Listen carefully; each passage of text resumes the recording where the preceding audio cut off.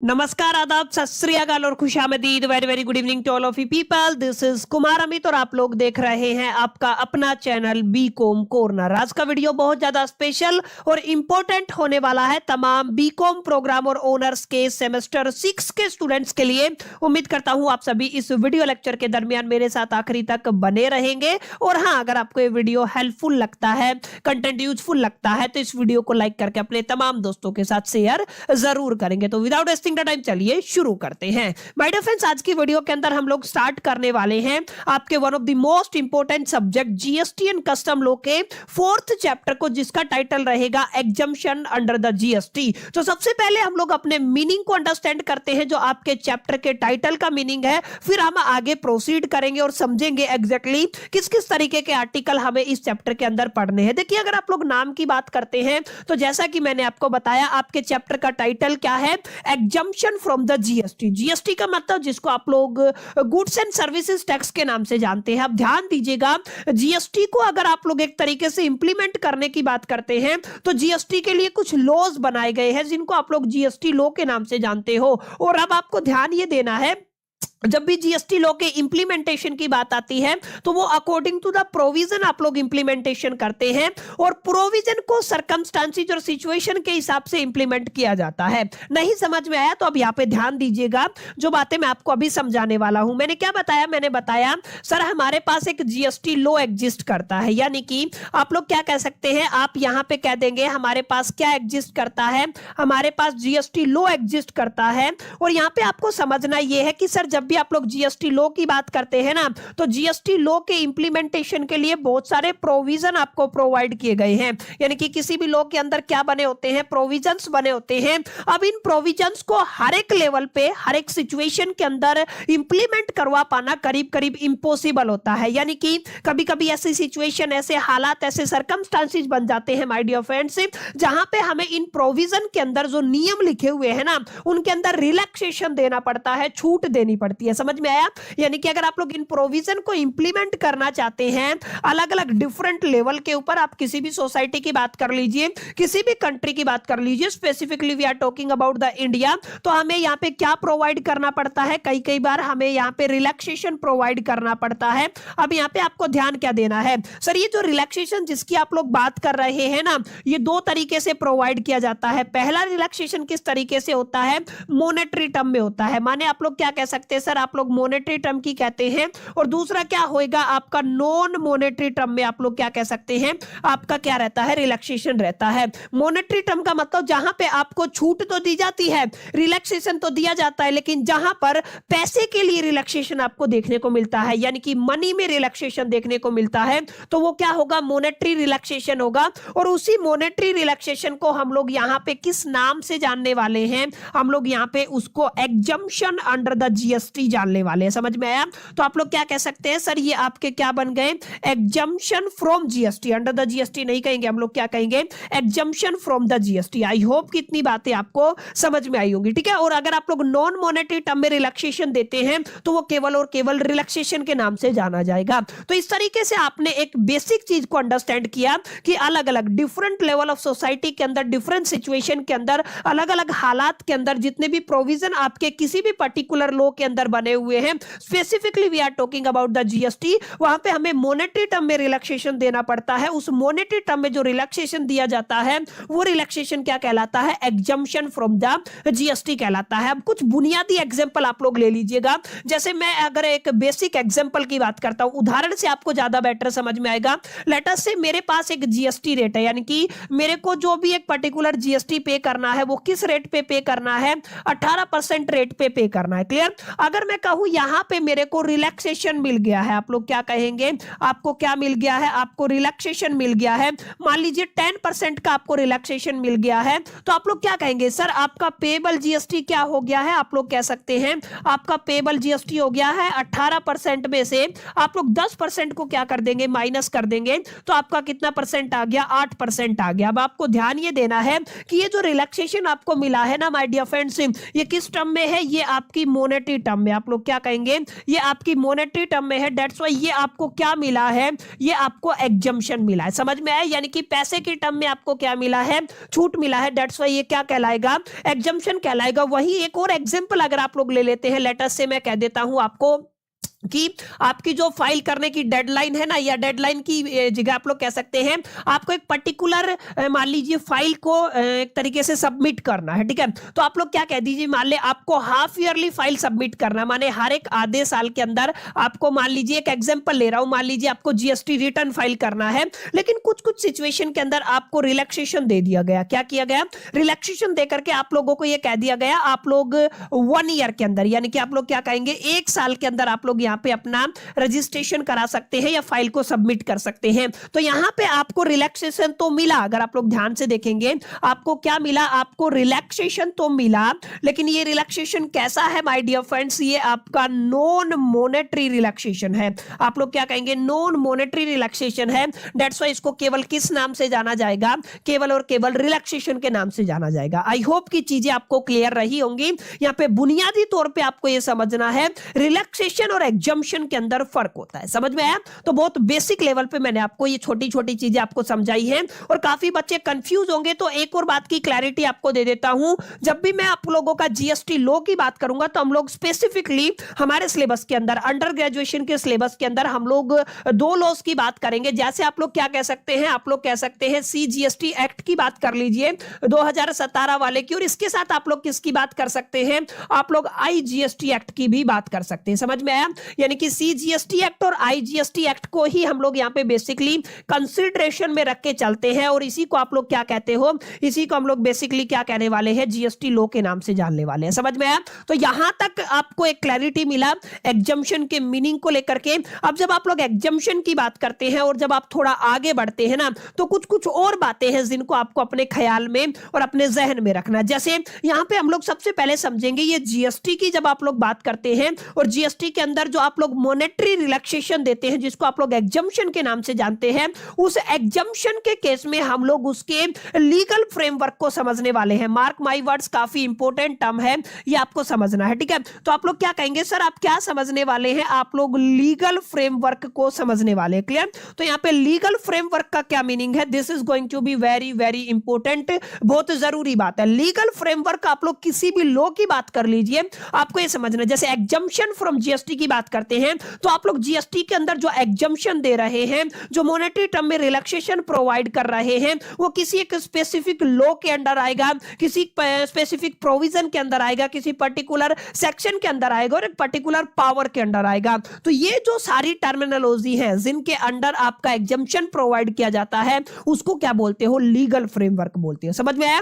यानी कि आप लोग क्या कह सकते हो, इन शॉर्ट में आप लोग ये कह सकते हैं कि सर जब भी आप लोग legal framework of exemption from the आप लोग जीएसटी की बात करेंगे तो इसका मीनिंग क्या होता है, आप लोग we are talking about the laws, laws की बात करते हैं, सेक्शंस की बात करते हैं, आप लोग पावर्स की बात करते हैं। यानी कि legal framework means the law, sections and the power under विच, ध्यान रखिएगा, under which GST exemption is given. आप लोग क्या कहेंगे, जिस पर्टिकुलर सेक्शन के अंदर, जिस पर्टिकुलर लॉ के अंदर, जिस पर्टिकुलर पावर के अंदर आपने एग्जम्पशन प्रोवाइड किया है जीएसटी के अंदर, उसको क्या बोला जाता है, उसको लीगल फ्रेमवर्क के नाम से आप लोग जानते हैं। समझ में आया? तो जब भी आप लोग समझे कि सर लीगल फ्रेमवर्क क्या होता है, तो आपके दिमाग में मोटा मोटा ये बातें आ जानी चाहिए कि हम लोग we are talking about the law, section and the power under which the exemption from the GST is provided. ठीक है, उसको क्या बोलते हैं आप लोग, लीगल फ्रेमवर्क बोलते हो। और यहां पे कुछ बेसिक बातें जो मैं आपको पहले बता देना चाहता हूं, फिर हम आगे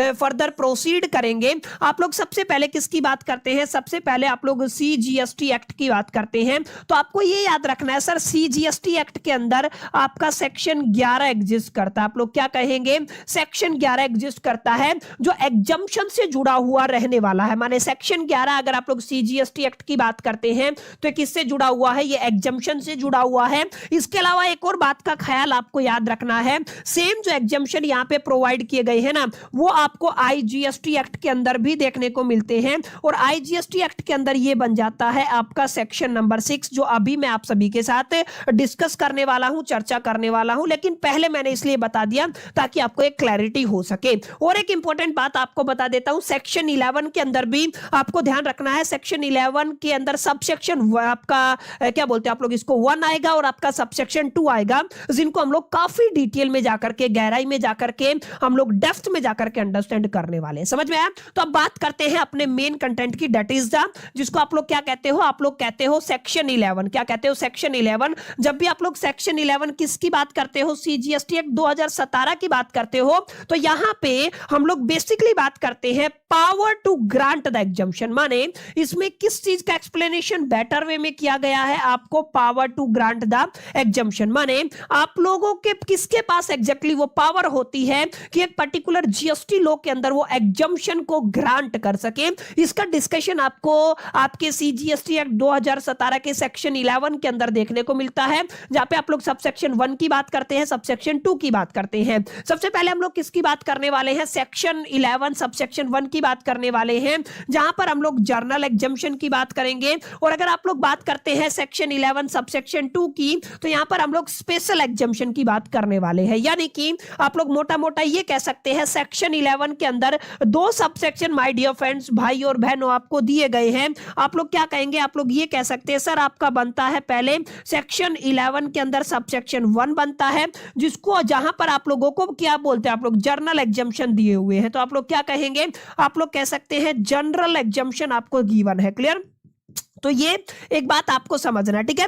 दूसरा आप लोग क्या कहेंगे, सर अगर आप लोग यहीं पे सेक्शन 11 के सबसेक्शन 2 की बात करते हैं, तो यहां पे आपको स्पेशल एग्जम्पशन देखने को मिलेंगे, जो जर्नल नहीं रहेंगे, जो स्पेशल केस में इंप्लीमेंट होते हैं। तो आप लोग क्या कहेंगे, सर यहां पे आपको क्या मिल गया है, स्पेशल एग्जम्पशन मिल गया। क्लियर है? अब एक एक करके इन तमाम टर्मिनोलॉजी को अंडरस्टैंड करने की कोशिश करते हैं, समझने की कोशिश करते हैं। देखिए ध्यान दीजिएगा, यहाँ पे सेक्शन 11 सबसेक्शन 1 जर्नल एग्जम्पशन को बताता है, और यहां पे क्या लिखा हुआ है, यहां पे लिखा हुआ है जो आपकी गवर्नमेंट है, सरकार है, on the recommendation of the GST council. हमने इसके बारे में काफी डिटेल में पीछे पढ़ा हुआ है, जीएसटी काउंसिल का क्या मीनिंग होता है, क्या कुछ इससे रिलेटेड सारी चर्चा मैं कर चुका हूं। पीछे की क्लासेस देखेंगे तो आपको समझ में आ जाएगा। समझना क्या है, जीएसटी काउंसिल की रिकमेंडेशन के ऊपर गवर्नमेंट में एग्जम्प्ट गुड्स और सर्विस फ्रॉम द जीएसटी, ये काफी अहम मुद्दा रहने वाला है। माने यहां पे आपको बेसिक बात ये समझनी है, जीएसटी के अंदर गुड्स एंड सर्विसेज के अंदर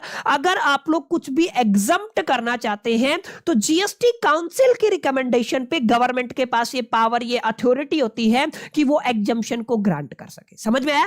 तो यहां पे ये बात किसके अंदर लिखी हुई है, सेक्शन 11 सबसेक्शन 1 के अंदर लिखी हुई है। और ये जो एग्जम्पशन होगा ना, ये by passing a particular notification, आपको एक नोटिफिकेशन, एक नोटिस पास करना पड़ेगा, जिसके बाद गवर्नमेंट क्या कर सकती है, इस पर्टिकुलर एग्जम्पशन को लागू कर सकती है। समझ में आया मेरी बात? ये आपको थोड़ा ध्यान में रखना है। और यहां पे अगर आप लोग बात करते हैं जर्नल एग्जम्पशन की, तो जर्नल एग्जम्पशन बच्चा 2 तरीके के हो सकते हैं। एक होता है एब्सोल्यूट एग्जम्पशन, एक होता है कंडीशनल एग्जम्पशन। एब्सोल्यूट एग्जम्पशन के अंदर आपको कोई टर्म्स एंड कंडीशन देखने की जरूरत नहीं है, वो एक पर्टिकुलर हालात के अंदर इंप्लीमेंट होता है। यानी कि आप लोग क्या कह सकते हैं, इट कैन बी, क्या क्या हो सकता है, एब्सोल्यूट हो सकता है, तो यहां पे आपको कोई कंडीशन देखने को नहीं मिलती है। ये कंडीशनल हो सकता है, यहां पे सब्जेक्ट टू कंडीशन होता है, उस तरीके के हालात बने तो एग्जम्पशन मिलेगा, ये आपका कंडीशनल एग्जम्पशन होता है। ठीक है? अब एग्जांपल यहां पे जैसे एग्जांपल की बात करें, तो जैसे आप लोग हेल्थ केयर की बात कर सकते हैं, एजुकेशन सर्विसेज की बात कर सकते हैं, तो इनके अंदर जो एग्जम्पशन दिया जाता है ना, वो जर्नल एग्जम्पशन होता है। Are you getting my point? तो यहां तक आई होप कि आपको एक क्लैरिटी मिला होगा सेक्शन 11 का सबसेक्शन 1 किस चीज को डील करता है। अब हम बात करने वाले हैं आपके सेक्शन 11 के सबसेक्शन 2 को लेकर के, जहां पे हम लोग स्पेशल एग्जम्पशन की बात करेंगे। नाम से आइडिया लग रहा है, यहां पे एग्जम्पशन स्पेशल केस में मिलने वाला है। यानी आप लोग ये कह सकते हैं गवर्नमेंट क्या करेगी, एग्जम्पशन ग्रांट करेगी, लेकिन वो जो एग्जम्पशन है वो स्पेशल सर्कमस्टांसेस के अंदर एक तरीके से ग्रांट होगा। और आगे आपको ध्यान रखना है, exemption can be given any class of the person. माने ये जो आपका स्पेशल एग्जम्पशन है, किसी भी क्लास को दिया जा सकता है, स्पेसिफिक केस के अंदर प्रोवाइड किया जा सकता है। जैसे बहुत बेसिक एग्जांपल के साथ आप लोग समझ सकते हैं, exemption during the natural disaster और रिलीफ एक्टिविटीज। जब भी कोई नेचुरल डिजास्टर आता है, कोई भी प्राकृतिक आपदा आती है, उस केस में एक स्पेशल स्पेसिफिक सर्कमस्टांस हो गया, इसके अंदर गवर्नमेंट क्या कर सकती है, रिलैक्सेशन प्रोवाइड कर सकती है। समझ में आया? तो यहां तक क्या क्या समझा, बिल्कुल बेसिक बातें समझी सर हमने। लीगल फ्रेमवर्क का डेफिनेशन समझा, उसके बाद हमने देखा यहां पे हम लोग बात करने वाले हैं आपके सीजीएसटी एक्ट 2017 के सेक्शन 11 को लेकर के, जहां पे दो सबसेक्शन है 11(1) और 11(2), जिनको हम लोगों ने अच्छे से समझा। अब अगर आप लोग आगे बात करते हैं तो हम लोग किसकी बात करने वाले हैं, आईजीएसटी एक्ट के सेक्शन 6 की बात करने वाले हैं, जिसको मैंने अभी अभी आप सभी के साथ डिस्कस किया था। तो यहाँ पे आप लोग क्या करेंगे, सेक्शन 6 की बात करने वाले हैं। सेक्शन 6 के अंदर आपको ध्यान ये रखना है, same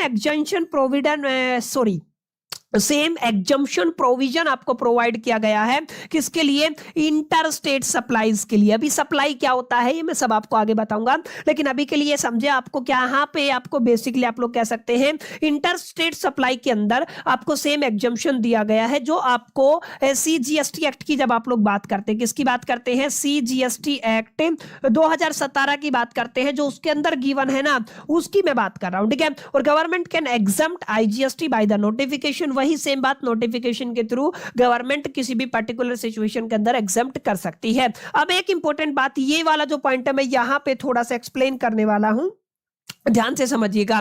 exemption through the GST notification, अगर कोई भी जीएसटी नोटिफिकेशन के थ्रू आप लोग एग्जम्पशन करना चाहते हैं तो उस केस में exemption are implemented by the issuing official notification, यानी कि जो भी एग्जम्पशन है उस केस में आपको क्या करना पड़ेगा, एक ऑफिशियल नोटिफिकेशन इशू करना पड़ेगा। और ये जो आपका नोटिफिकेशन है वह लीगल फोर्स, इनके पास क्या होता है, एक लीगल फोर्स होता है। समझ में आया? बहुत बेसिक बात है। जो notification specify for the nature of the goods और सर्विसेज, ये आपको ध्यान में रखना, कंडीशंस अगर कोई है, और date from which the exemption apply, ये कुछ बातें हैं जो नोटिफिकेशन के अंदर स्पेसिफाइड होनी जरूरी है, कि nature of the goods and services, यानी नोटिफिकेशन किस तरीके की गुड्स एंड सर्विसेज के लिए इंप्लीमेंट होने वाला है, क्या क्या कंडीशन रहेंगी, क्या क्या सर्कमस्टांसेस रहेगी, किस डेट के बाद ये आपका इंप्लीमेंट होगा, ये कुछ बातें हैं। और इसी तरीके से सबसे इंपॉर्टेंट बात हम यहाँ पे चर्चा करेंगे रिमूवल को लेकर के, माने हम लोग किसकी बात कर रहे हैं, रिमूवल या विड्रॉवल ऑफ द एग्जम्पशन। अगर किसी एग्जम्पशन को रिमूव करना है या विड्रॉ करना है, उस केस में ये सेम काम कौन करेगी, गवर्नमेंट करेगी। यहाँ पे मॉडिफाई किया जा सकता है, रिस्ट्रिक्ट किया जा सकता है, विड्रॉ किया जा सकता है exemption done through new notification, माने खाली एक नोटिफिकेशन पास करके ना, एक नया नोटिफिकेशन निकाल करके किसी भी एग्जम्पशन को मॉडिफाई किया जा सकता है, किसी भी एग्जम्पशन को रेस्ट्रिक्ट किया जा सकता है, विड्रॉ किया जा सकता है। और ये किसके हाथ में होता है, ये तमाम पावर किसके पास होती है, गवर्नमेंट के पास होती है। समझ में आया? तो it's going to be very very easy. अगर आप लोग ध्यान से देखेंगे तो आपको कुछ कुछ चीजें समझ में आ रही होंगी, आपको एक क्लैरिटी मिल रहा होगा कि एग्जैक्टली किस किस तरीके से चैप्टर मूव ऑन करने वाला है। अभी तक मैंने क्या क्या पढ़ाया, अभी तक मैंने बेसिक बातें पढ़ाई कि एग्जम्पशन का अपना मीनिंग क्या होता है, रिलैक्सेशन और एग्जम्पशन के बीच में किस तरीके से आप लोग डिफरेंस आइडेंटिफाई कर पाएंगे, आपका लीगल फ्रेमवर्क का क्या मतलब है, सेक्शन 11 ऑफ सीजीएसटी एक्ट हम लोगों ने पढ़ा।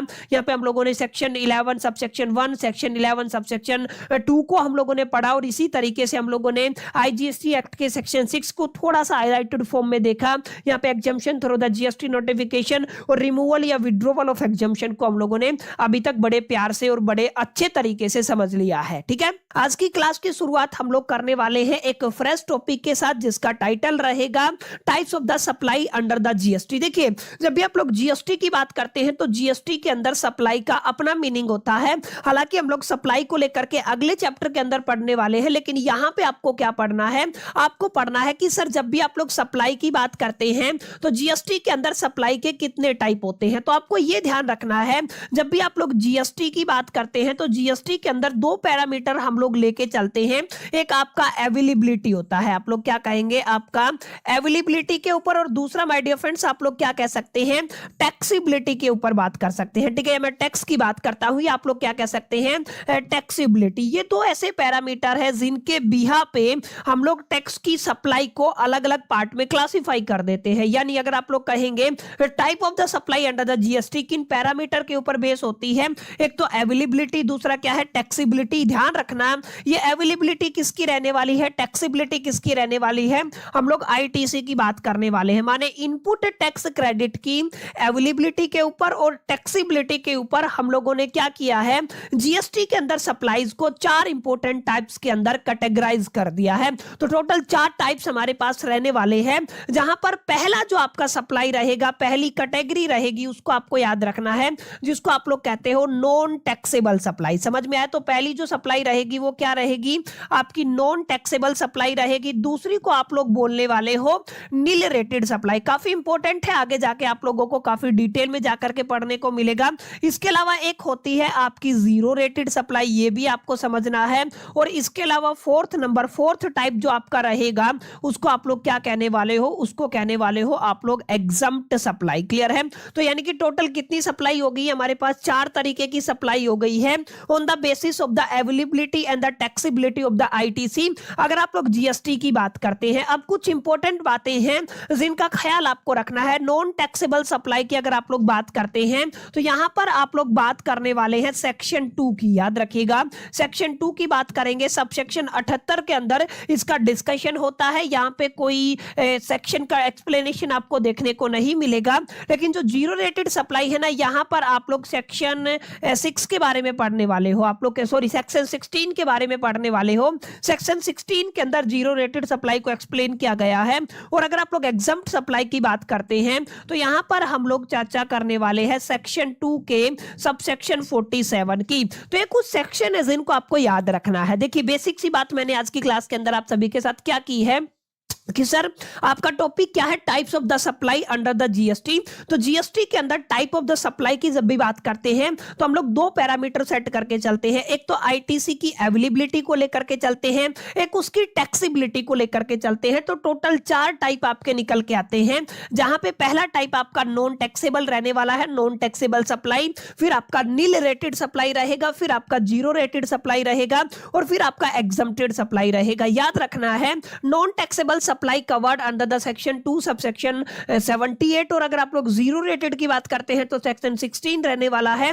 एग्जम्प्ट सप्लाई की बात करते हैं तो सेक्शन 2 का सबसेक्शन 47 रहने वाला है। बेसिक सी बात है। अब यहां पे अगर आप लोग इस डेफिनेशन को पढ़ेंगे ना तो अब आपको बेटर क्लैरिटी होगा। देखिए क्या कहा है, जीएसटी लॉ की अगर आप लोग बात करते हैं तो ये क्लासिफाई करता है, किसको क्लासिफाई करता है, सप्लाईज को। याद रखिएगा सप्लाईज अंडर द जीएसटी करके आपका चैप्टर नंबर 5 रहने वाला है। क्लियर? आप लोग क्या कहेंगे, चैप्टर नंबर 5 के अंदर हम लोग क्या पढ़ने वाले हैं, इसके बाद इससे नेक्स्ट जो प्रोसीडिंग चैप्टर रहेगा उसके अंदर हम लोग सप्लाईज को लेकर के ही डिटेल में चर्चा करने वाले हैं। यहां पे केवल टाइप्स हम लोग पढ़ने वाले हैं। तो यहां पे क्या कहा गया है, जीएसटी लॉ क्लासिफाई करता है सप्लाईज को किन पैरामीटर के बेसिस पे, एक तो टैक्सेबिलिटी हो गया है, दूसरा क्या हो गया है, अवेलेबिलिटी। किसकी बात हो रही, आईटीसी। आईटीसी का मतलब क्या होता है, इनपुट टैक्स क्रेडिट। ठीक है, ये हम लोग पढ़ चुके हैं। The 4th important type of the supply क्या क्या है, सबसे पहली है आपकी नॉन टैक्सेबल सप्लाई, फिर है आपकी नील रेटेड सप्लाई, फिर उसके बाद माय डियर फ्रेंड्स आपकी जीरो रेटेड सप्लाई हो जाएगी, और उसके बाद आपको क्या गिवन है, आपको एग्जम्प्ट सप्लाई गिवन है। तो टोटल कितने तरीके की सप्लाई हो गई हैं, 4 तरीके की सप्लाई, जिनको आपको आज की क्लास के दरमियान पढ़ना है। अब देखिए आपको एक एक करके काफी गहराई में जाना है। नॉन टैक्सेबल सप्लाई के अंदर क्या आएगा, और नील रेटेड सप्लाई के अंदर, जीरो रेटेड सप्लाई के अंदर, और एग्जम्प्ट सप्लाई के अंदर क्या कुछ चीजें कवर है, उनके एग्जांपल्स क्या है, क्या क्या इनकी फीचर्स रहने वाली है, ये सारी चीजें आपको पढ़नी है। हम बात करते हैं आपकी नॉन टैक्सेबल सप्लाई से। अभी मैंने क्या बताया सर, जब भी आप लोग नॉन टैक्सेबल सप्लाई की बात करेंगे तो क्या बताया मैंने, आप लोगों को बात करनी है सर, हम यहां पे बात करने वाले हैं सीजीएसटी एक्ट 2017 की। और सीजीएसटी एक्ट 2017 का अभी मैंने बताया कौन सा सेक्शन इस चीज को कवर करता है, आपका section number 2 subsection number 78 cover करता है। क्लियर है? Section 2 subsection 78 of the CGST act 2017 किसको डिफाइन करता है, आपकी नॉन टैक्सेबल सप्लाई को डिफाइन करता है। और एक चीज आपको ख्याल में रखनी है कि सीजीएसटी एक्ट का सेक्शन 2 सबसेक्शन 78 क्लियरली कहता है नॉन टैक्सेबल सप्लाई वो सप्लाई होती हैं किसकी, गुड्स की भी और सर्विसेज की भी, दोनों चीजें यहां पे इंक्लूड की गई हैं, जो एग्जैक्टली जो जीएसटी के लेवी से बाहर होती है। समझ में आया? जिनके ऊपर आप लोग किसी भी तरीके का जीएसटी टैक्स अप्लाई नहीं कर सकते हो, वो कैटेगरी क्या कहलाती है, नॉन टैक्सेबल टैक्सेबल कहलाती है। समझ में आया? यानी कि अगर आप लोग सिंपल लैंग्वेज में डिफाइन करना चाहे तो क्या कह सकते हैं, आप लोग कह सकते हैं as per the section 2 subsection 78, किसकी बात कर रहे हैं हम लोग, सीजीएसटी एक्ट 2017 की बात कर रहे हैं। Non taxable means supply of the goods, ध्यान रखिएगा यहां पे आप लोग supply of goods and services GST की बात करते हैं, which is not leviable to tax, याद रखिएगा जो क्या नहीं है, लेविएबल टू टैक्स नहीं है, अंडर द सीजीएसटी एक्ट बात कर लीजिए या आईजीएसटी एक्ट बात कर लीजिए। तो इस तरीके की जो सप्लाईज है, चाहे वो सप्लाई गुड्स की हो, वो चाहे सप्लाई आपकी एक तरीके से सर्विसेज की हो, या अगर ऐसी सर्विसेज जो नॉट लेविएबल टू टैक्स है अंडर द सीजीएसटी एक्ट और आईजीएसटी एक्ट, उनको क्या बोलते हो आप लोग, नॉन टैक्सेबल सप्लाई बोलते हो। फीचर के अंदर आपको और ज्यादा क्लैरिटी इन सब कैटेगरी को लेकर के देखने को मिलती है। जैसे अगर आप लोग बात करते हैं तो यहां से आप ध्यान रखिएगा, ये जो आपकी कैटेगरी है नॉन टैक्सेबल सप्लाई है, इसको हम लोग कहते हैं कंप्लीटली आउटसाइड है। कहां से आउटसाइड है, बाहर है, outside the scope of GST, याद रखिएगा इसके ऊपर जीएसटी लागू ही नहीं होता है। तो आप लोग क्या कह देंगे, स्कोप ऑफ जीएसटी से एग्जैक्टली आउटसाइड कौन है, आप लोग ये कह सकते हैं सर हमने किसकी बात की है, बेसिकली नॉन टैक्सेबल सप्लाई की बात की है। तो नॉन टैक्सेबल सप्लाई अपने आप में क्या कह सकते हैं, जीएसटी के स्कोप से आउटसाइड रहने वाली है, यानी कि जीएसटी इसके ऊपर लागू होगा ही नहीं। तो ये पहली फीचर है। तो आप लोग क्या कह सकते हैं, ये जो सप्लाई है outside the scope of the GST है, क्योंकि ये आउटसाइड है तो दैट्स व्हाई हम लोग क्या कह सकते हैं, जीएसटी कांट बी चार्ज, यहां पे जीएसटी चार्ज नहीं किया जाएगा। अब यहां पे ये वाला जो पॉइंट है ना, थर्ड पॉइंट है, ये स्टार पॉइंट है, याद रखिएगा आईटीसी यहां पे अलाउड ही नहीं है। आईटीसी क्लेम करने की बात छोड़ दीजिए, आईटीसी अलाउड ही नहीं है, ये आपको याद रखना है। ये स्टार पॉइंट रहने वाला है, काफी न्यूमेरिकल जब आप लोग सोल्व करेंगे वहां पे हम लोग इसका इस्तेमाल करने वाले हैं। अच्छा, ये आपके नॉन टैक्सेबल सप्लाई है वो जीएसटी लॉ से गवर्न नहीं होती है, बल्कि इसके लिए अलग से लॉ बनाए गए हैं। तो govern by the other law, ये कहां से गवर्न होती है, अदर लॉ से गवर्न होती है, not by the GST. Clear है? ये आपको बहुत बेसिक लेवल पे एक अंडरस्टैंडिंग होनी चाहिए। तो यहां से हम लोगों ने क्या समझा, हम लोगों ने समझा सर नॉन टैक्सेबल सप्लाई का जो कवरेज है सीजीएसटी एक्ट 2017 के अंदर सेक्शन 2 सबसेक्शन 78 के अंदर किया गया है, और यहां पे साफ साफ बताया गया है गुड्स और सर्विसेज की वो सप्लाई जो किसी भी तरीके से नॉट लेविएबल टू टैक्स है। ठीक है, चाहे आप लोग सीजीएसटी एक्ट की बात करें, चाहे आप लोग आईजीएसटी एक्ट की बात करें, उन तमाम तरीके की सप्लाईज को हम लोग क्या कहते हैं, नॉन टैक्सेबल सप्लाई कहते हैं। ठीक है, अब यहां पे हमने क्या बताया, आईटीसी अलाउड नहीं है, ये स्कोप ऑफ जीएसटी से बाहर होता है, जीएसटी यहां पे चार्ज नहीं होता है। इसके अलावा मैंने क्या बताया, इनको गवर्न करने के लिए अलग अलग लॉज हैं, आप ये जीएसटी के लॉ से गवर्न नहीं होता है। अब कुछ एग्जांपल हैं जो आपको याद रखने हैं नॉन टैक्सेबल के अंदर। जैसे अगर आप लोग अल्कोहल कंजम्पशन की बात करते हैं, आप लोग अल्कोहल लिक्वियर की बात करते हैं, या अल्कोहल की बात करते हैं ह्यूमन कंजम्पशन के लिए, तो वो आपका बेसिकली जीएसटी नॉन टैक्सेबल होता है। ठीक है, उसके ऊपर जीएसटी लगता ही नहीं है। अगर आप लोग पेट्रोल की बात करते हैं, अगर आप लोग फास्ट मूविंग डीजल की बात करते हैं, ये तमाम ऐसे एग्जांपल हैं जो बेसिकली नॉन टैक्सेबल सप्लाई के अंदर आते हैं। इसके अलावा अगर आप लोग क्रूड ऑयल की बात करते हैं तो क्रूड ऑयल भी आपका इसी कैटेगरी के अंदर फॉल करता है। यानी आप लोग क्या कह सकते हैं, अगर ह्यूमन कंजम्पशन के लिए जो भी अल्कोहल होता है वो क्या होता है, आप लोग कह सकते हैं जीएसटी फ्री होता है। जीएसटी फ्री का मतलब क्या है, ये किस कैटेगरी में फॉल करता है, ये आपकी नॉन टैक्सेबल कैटेगरी के अंदर फॉल करता है। इसके अलावा पेट्रोल की बात कर लीजिए, फास्ट मूविंग डीजल की बात कर लीजिए, क्रूड ऑयल की बात कर लीजिए। अच्छा, यहाँ पे नेचुरल गैसेज भी प्रेजेंटली यहाँ पे इस कैटेगरी के अंदर आती हैं। समझ में आया? तो ये पहली कैटेगरी थी जो आज की क्लास का हमारा एजेंडा था कि हमें क्या पढ़ना है, टाइप ऑफ सप्लाईज पढ़ना है, जहां पर हमने 4 तरीके की सप्लाईज की चर्चा की, non taxable, nil rated, zero rated और एग्जम्प्ट सप्लाई की।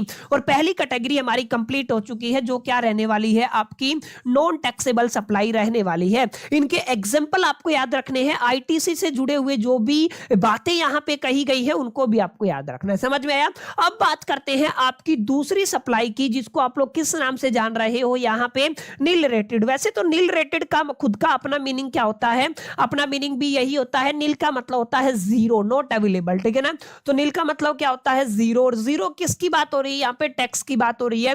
कौन से टैक्स की बात हो रही है, जीएसटी। यानी कि यहां पे मोटा मोटा आप लोग ये लेके चल सकते हैं, यहाँ पे जो आपका जीएसटी एक तरीके से चार्ज होगा ना वो कितना होगा, 0 होगा। लेकिन यहाँ पे कुछ लूप होल है, ये आपको थोड़ा सा ध्यान में रखना है। नील रेटेड सप्लाई जो है ना, एक तरीके से सबसे पहली जो इंपॉर्टेंट बात यहाँ पे रहेगी याद रखने वाली, वो ये रहने वाली है, ये जो सप्लाई है ये टैक्सेबल रहती है। क्लियर है? आप लोग क्या कहेंगे, ये सप्लाई कैसी है आपकी, टैक्सेबल रहती है अंडर जीएसटी। पहली बात तो इसको आपको याद रखना, ये सप्लाई कैसी रहती है, टैक्सेबल रहती है अंडर द जीएसटी। ऐसा नहीं है एक नॉन टैक्सेबल है, टैक्सेबल सप्लाई है। ठीक है, दूसरा इंपॉर्टेंट बात क्या है, गवर्नमेंट ने यहां पे जो जीएसटी रेट सेट किया हुआ है ना, वो कितना सेट किया हुआ है आपका, 0% सेट किया हुआ है। अब यहां पे ये टैक्सेबल तो है, लेकिन अगर आप लोग नील रेटेड सप्लाई की बात करते हैं तो ये एक ऐसी सप्लाई होती है गुड्स और सर्विसेज दोनों के केस में, जहां पर गवर्नमेंट ने क्या सेट किया हुआ है, जीएसटी रेट आपका 0% सेट किया हुआ है। ये आपको थोड़ा सा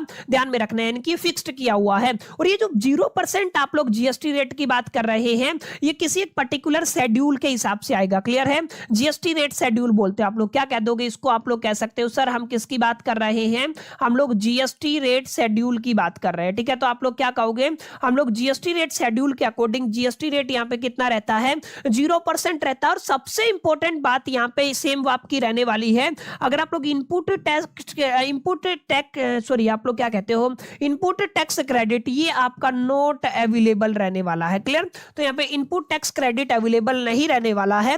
इस तरीके से मोटा मोटा आप लोग इस तरीके की जो कैटेगरी है उसको समझ सकते हैं। अब एक बार इसकी डेफिनेशन को रीड करते हैं ताकि हमें बेटर क्लैरिटी हो सके। यहाँ पे लिखा हुआ है, nil rated supply refer to the goods और services on which the GST rate is fixed at 0% under the GST rate schedule. मैंने बताया ना, आप लोग क्या कह सकते हैं, ऐसी गुड्स और सर्विसेज के ऊपर ऐसी सप्लाईज जहां पर जीएसटी रेट फिक्स किया हुआ है गवर्नमेंट ने 0%, वो क्या कहलाती है, नील रेटेड सप्लाई कहलाती है। इसकी एक और डेफिनेशन आप लोग कह सकते हैं, nil rated supplies are the taxable under the GST. ये मैंने बता दिया, ये सप्लाई कैसी होती है, टैक्सेबल होती है under the GST, but the government has fixed, क्या फिक्स करती हैं, आपका टैक्स रेट कितना फिक्स किया है, आपका 0% फिक्स किया है। अब यहां पे दो रीजन इसके बन सकते हैं, एक आपका सोशल फैक्टर हो सकता है, ठीक है ना, एक आपका इकोनॉमिक फैक्टर हो सकता है। ये आगे आप लोग पढ़ोगे, ठीक है ना, काफी डिटेल में मैं आप सभी के साथ चर्चा करने वाला हूं। सोशल और इकोनॉमिक फैक्टर यहां पे जिम्मेदार होते हैं। की फीचर की अगर आप लोग बात करते हैं तो ये काफी अहम, इंपॉर्टेंट और जरूरी पॉइंट रहने वाला है। मैंने क्या बताया, ये टैक्सेबल है तो ये जीएसटी लॉ के अंडर ही आएगा। जीएसटी रेट कितना है, 0% है। अब यहां पे याद रखिएगा, supplier can not charge GST. मैंने बता दिया यहां पे सप्लायर जीएसटी चार्ज नहीं कर सकता है और आईटीसी अवेलेबल नहीं है। ये भी काफी इंपॉर्टेंट बात है। और इसको ट्रीट कैसे किया जाता है, एज ए एग्जम्प्टेड सप्लाई, ये भी याद रखना है। जो आपका नील रेटेड सप्लाई है उसको आप लोग किसकी तरह ट्रीट करते हो, एग्जम्प्ट सप्लाई की तरह ट्रीट करते हो, इसको भी याद रखना। ठीक है, अब कुछ बेसिक एग्जांपल मैं आपको देने वाला हूं ताकि आपको एक बेसिक क्लैरिटी हो सके। एग्जांपल के अंदर हम लोग किसकी बात कर सकते हैं, सबसे पहले अगर आप लोग फ्रेश मिल्क की बात करते हैं, ठीक है, आप लोग किसकी बात करते हैं, फ्रेश मिल्क की बात करते हैं, तो fresh milk is a example of the nil rated supply. अच्छा, यहां पे अगर आप लोग चावल की बात करते हैं, मान लीजिए आप लोगों ने किसकी बात की है, राइस की बात की है, चावल आप लोग लेके चल सकते हैं। आप लोग और क्या लेके चल सकते हैं, चावल के अलावा हम लोग यहाँ पे जैसे राइस के अलावा वीट लेके चल सकते हैं, ठीक है ना, आप लोग क्या लेके चल सकते हैं, वीट लेके चल सकते हैं। और इसके अलावा आप लोग क्या लेके चल सकते हैं, आप लोग दालें लेके चल सकते हैं, ठीक है, आप लोग क्या लेके चल सकते हैं, दालें लेके चल सकते हैं। अगर ये तीनों चीजें अनब्रांडेड हैं, याद रखिएगा क्या है, ये आपकी अनब्रांडेड है। अगर आप लोग इनको क्या कहते हो, अनब्रांडेड है, तो अनब्रांडेड आपका किस कैटेगरी में जाएगा, नील रेटेड सप्लाई की कैटेगरी में जाने वाला है। यहां पे एक आप लोग ये भी याद रखिएगा कि यहाँ पे साल्ट को भी इंक्लूड किया गया है, तो साल्ट भी अपने आप में क्या रहने वाला है, साल्ट भी अपने आप में नील रेटेड सप्लाई के अंदर रहने वाला है। यानी ये टैक्सेबल तो है, लेकिन गवर्नमेंट ने क्या किया है, इनके ऊपर 0% टैक्स फिक्स किया हुआ है। जीएसटी की मैं बात कर रहा हूं, ठीक है, टैक्स मतलब मैं जीएसटी की बात कर रहा हूं, बहुत ऑब्वियस सी बात है। एग्जांपल फ्रेश मिल्क हो गया, राइस हो गया, वीट हो गया, दालें हो गई, नमक हो गया, ये तमाम तरीके के अनब्रांडेड हैं। ब्रांडेड है तो फिर जीएसटी चार्ज होगा, ठीक है, अनब्रांडेड है तो जीएसटी चार्ज नहीं होगा। इसको आपको अपने ख्याल में रखना। बात करते हैं zero rated supply, one of the most important supply ये मानी जाती है। जीरो रेटेड नाम से तो आपको आइडिया लग गया होगा, लेकिन आपको याद रखना, मैंने बताया था हम हम किसकी बात करेंगे, सेक्शन 16 की बात करेंगे। लेकिन यहाँ पे झोल ये है सर, ये जो सेक्शन 16 है ना, ये आईजीएसटी एक्ट 2017 का सेक्शन 16 है, वो सीजीएसटी एक्ट का था। ठीक है, तो यहाँ पे हम लोग किससे डील करने वाले हैं, सेक्शन 16 से, सेक्शन 16 से डील करने वाले हैं, जहां पर हमें किसकी बात की गई है, जहां पे हमारे पास बेसिकली हम जीरो रेटेड सप्लाई की बात करने वाले हैं। ठीक है, जीरो रेटेड सप्लाई का डिस्कशन यहाँ पे होने वाला है। अब यहाँ पे एक इंपॉर्टेंट बात और याद रखिएगा, ये तो एक पॉइंट हो गया है। दूसरा इंपॉर्टेंट पॉइंट जो आपको याद रखना है, इस पर्टिकुलर केस में आईटीसी अलाउड होता है। माने आप लोग क्या कह सकते हैं, आईटीसी क्या होता है, अलाउड होता है। और यहां पे आईटीसी रिफंड भी क्लेम कर सकते हैं। यानी आप लोग क्या कह सकते हो, अगर आप लोग आईटीसी रिफंड की बात करते हैं तो आईटीसी रिफंड क्लेम किया जा सकता है। ठीक है, तो आप लोग क्या कह सकते हो, आईटीसी रिफंड क्लेम किया जा सकता है। और मेजरली जो इस तरीके का जो बेसिकली जीरो रेटेड सप्लाई होता है, ये स्पेसिफिकली किसको प्रमोट करता है, ये काफी इंपॉर्टेंट पॉइंट है जो आपको याद रखने हैं। हमारे पास एक्सपोर्ट को प्रमोट करने के लिए ना, एक्सपोर्ट, ठीक है ना, आप लोग निर्यात की बात करते हैं, एक्सपोर्ट को सपोर्ट करने के लिए इस तरीके का एग्जम्पशन आपको जीएसटी के अंदर दिया गया है। याद रखिएगा, ये जो बेसिकली गुड्स और सप्लाई की अगर आप लोग बात करते हैं, देखिए कुछ मोटी मोटी बातें हैं।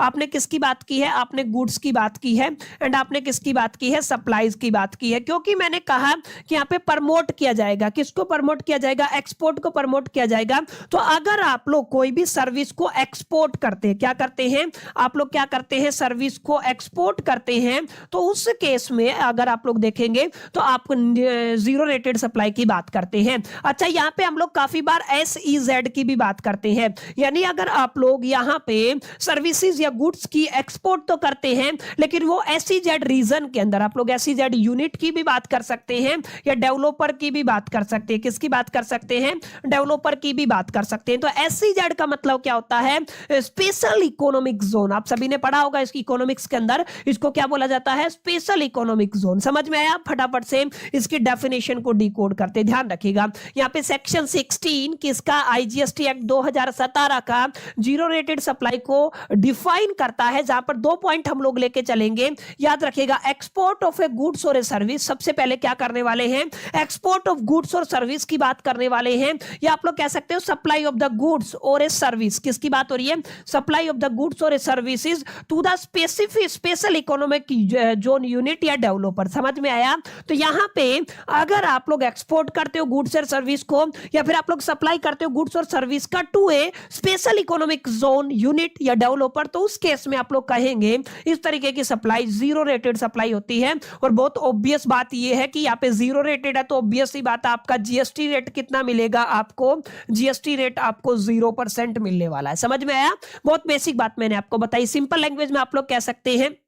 अच्छा, ये भी याद रखना है आपको, छोटी सी बात जो मैं बताना भूल गया, ये आपकी टैक्सेबल सप्लाई होती है। माने जीएसटी के अंदर टैक्सेबल तो होती है, लेकिन एग्जम्पशन दिया जाता है। तो यहाँ पे देखिए, zero rated supply mean supply is taxable. Supply कैसी होगी, टैक्सेबल होगी, जीएसटी रेट 0% होगा, full ITC benefit is allowed. ये मैं बता चुका हूं, फुल आईटीसी बेनिफिट आपको यहाँ पे मिलने वाला है। देखिए यहाँ पे क्या लिखा हुआ, जीएसटी रेट 0% होगा, आईटीसी अलाउड होगा, आईटीसी रिफंड के लिए क्लेम किया जा सकता है।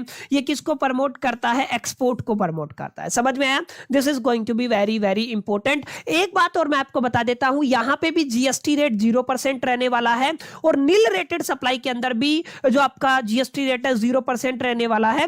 लेकिन लेकिन लेकिन नील रेटेड सप्लाई के अंदर आपको आईटीसी अलाउड नहीं किया गया था, लेकिन यहां पे आपको आईटीसी अलाउड किया गया है। This is going to be very very important, इसको आपको याद रखना है। ठीक है, अब एग्जांपल की बात करते हैं। अगर आप लोग एक्सपोर्ट करते हैं गारमेंट्स को, या फिर आप लोग सप्लाई करते हैं गुड्स की to the special economic zone, ठीक है, तो ये किसके एग्जांपल हो जाएंगे, जीरो रेटेड सप्लाई के एग्जांपल हो जाएंगे। तो जो आपका जीरो रेटेड सप्लाई रहेगा, वहां पे आईटीसी अलाउड होता है। वहीं पे अगर आप लोग नील रेटेड की बात करते हैं, तो यहाँ पे आईटीसी अलाउड नहीं होता है। ये बुनियादी फर्क है, बेसिक फर्क है, जिसको आपको समझना है, अंडरस्टैंड करना है और अपने जहन में डालना है। समझ में आया। तो आगे मैं आपका कंपेरिजन भी करने वाला हूं कि सर जब आप लोग नील रेटेड सप्लाई की बात करते हैं और जीरो रेटेड सप्लाई की बात करते हैं, तो इनके बीच में क्या फर्क होता है। और यहाँ पे आपने देखा होगा इसको आप लोग, अगर आप लोग नील रेटेड सप्लाई को बात करते हो तो ये आपका एग्जम्प्टेड सप्लाई की तरह ट्रीट होता है। तो जो एग्जम्प्टेड सप्लाई होता है वो किस तरीके से इससे डिफर करता है, इस तरीके से जुदा जुदा है, इस पर भी मैं आप सभी के साथ चर्चा करने वाला हूं। पहले हम लोग सबसे लास्ट सप्लाई की बात करने वाले हैं, that is the exempted supply. Again मैं आपको बता देता हूं, अगर आप लोग यहां पे हम लोग लिखेंगे एज यूजुअल, हम लोग क्या कहने वाले हैं, हम लोग कहने वाले हैं सर हम सीजीएसटी एक्ट की बात करते हैं। किसकी बात करते हैं? सीजीएसटी एक्ट 2017 की, जहां पर आपका सेक्शन 2 के अंदर आप लोग सब सेक्शन 47 की बात करते हो। तो सेक्शन 2 सब सेक्शन 47 इसी चीज की डेफिनेशन देता है। समझ में आया? ये आपको थोड़ा ध्यान में रखना है।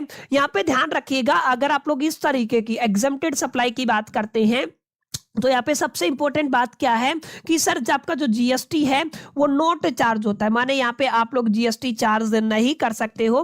प्लस में जो आपका यहाँ पे आईटीसी है वो नोट अलाउड होता है, आईटीसी आप लोग अलाउड नहीं करता है, ठीक है, आईटीसी अलाउड नहीं होता है। बेसिक बातें हैं, डेफिनेशन पढ़ते फटाफट से। Section 2 sub section 47 of CGST act 2017 exempt supply means, क्या कहता है ये? Supply attracting nil rate of a tax, ऐसी सप्लाई जो अट्रैक्ट करती है किसको? Nil rate of the tax को। या फिर आप लोग क्या कह सकते हैं? सप्लाई होली एग्जम्प्टेड, ऐसी सप्लाई जो पूरी की पूरी एग्जम्प्टेड है by the notification, note the law, by the notification. And non taxable supply को भी किसमें रखा गया है? एग्जम्प्टेड सप्लाई के अंदर रखा गया। समझ में आया?